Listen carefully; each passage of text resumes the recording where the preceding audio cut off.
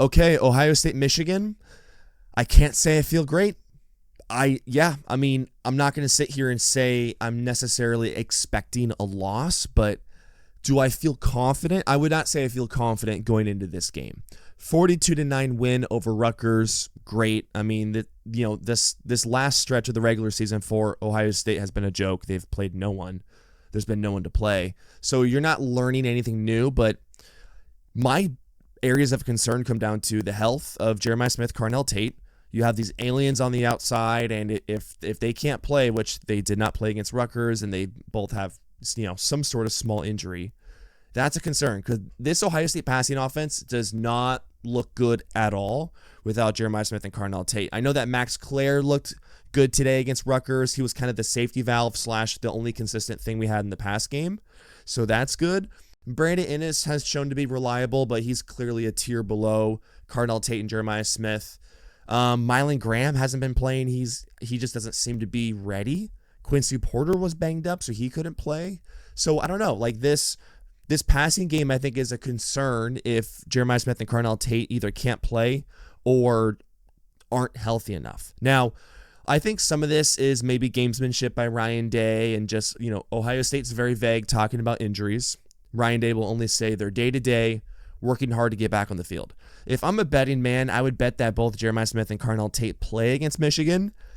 How confident am I in that? Probably like 60%. So more confident than not, but not by much. And it's not a good feeling to see the Ohio State passing offense just not look sharp and really not look threatening at all without these guys in the lineup. So if that's the case when they get to Michigan, worst case scenario, Jeremiah Smith and Carnell Tate can't go, then all of a sudden, the risk of them getting out of there with a win, I think, drops or decreases a lot. I'm also worried about the offensive line. Right guard Tegra Shabola got the start again today. I don't know. We all know, if you're an Ohio State fan, that right guard hasn't been good enough this year. But also the entire offensive line, I feel like, has kind of regressed this year. I don't know if anyone else feels like that too. I mean, in the month of September, I thought this was a pretty good line. And then October, November, the development and just, the coaching, or I don't really know what it is, but I think there has been a little bit of a regression there. I can't sit here and say that the offensive line coaching has been excellent this year. I think we'd be lying to ourselves if we said that. I'm not saying that it's an absolute liability, but they have really good reps and really bad reps for the line in general, but also at right guard. So that worries me playing against Michigan, a team that has athletes and pass rushers and guys that can get after the quarterback and blow things up on their front seven, on their defensive line. And so I'm just worried about Michigan's defensive line because we've seen this in years past, especially 2021 and 2024 last year, where Michigan's D-line just can kind of control and take over the game. And I don't think I can rule that out. So I'm just kind of expecting some good reps and some bad reps from Ohio State's offensive line. And it kind of depends on if that problem compounds by wide receiver health and, if Jeremiah Smith and Carnell Tate are not able to go or if they're banged up. The combination of those two things really concern me. I'm also a fan of Bryce Underwood. Like, I think he's a really good quarterback.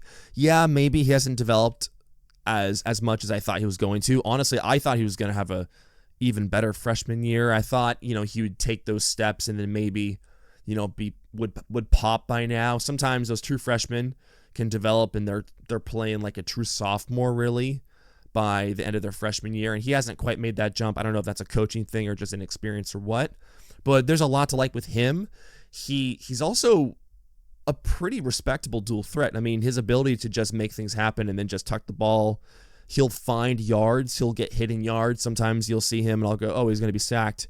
Not only is he not sacked, but then he'll go and gain 6-7 yards. He's really good at that. Kind of runs, I don't know, his build and the way he runs kind of almost reminds me of like a Terrell Pryor. So he's not a Lamar Jackson, but just a guy that can pick up yards quickly and is just a bigger guy. And the arm talent is there. Is he going to throw for 300 on Ohio State? I don't think so. At least not this year.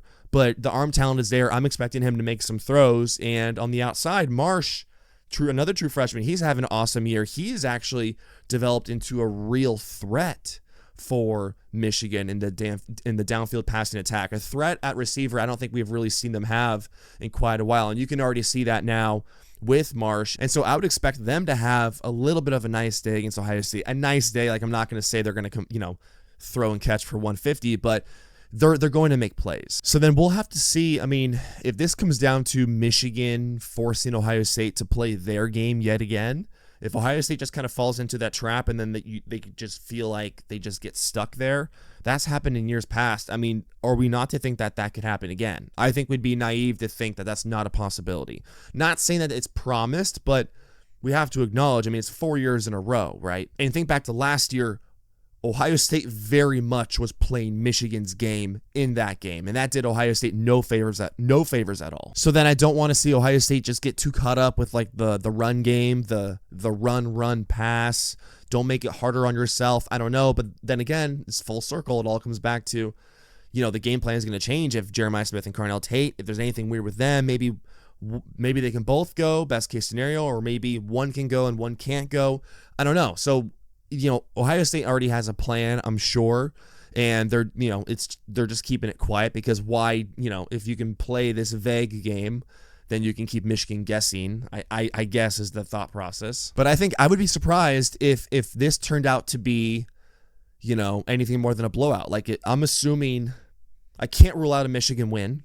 I can't rule that out. I would love to, but I just don't know in good faith that I can completely rule that out. Doesn't mean I don't have confidence in Ohio State. I'm very confident in the team's demeanor and the team's ability to just show up and get the job done.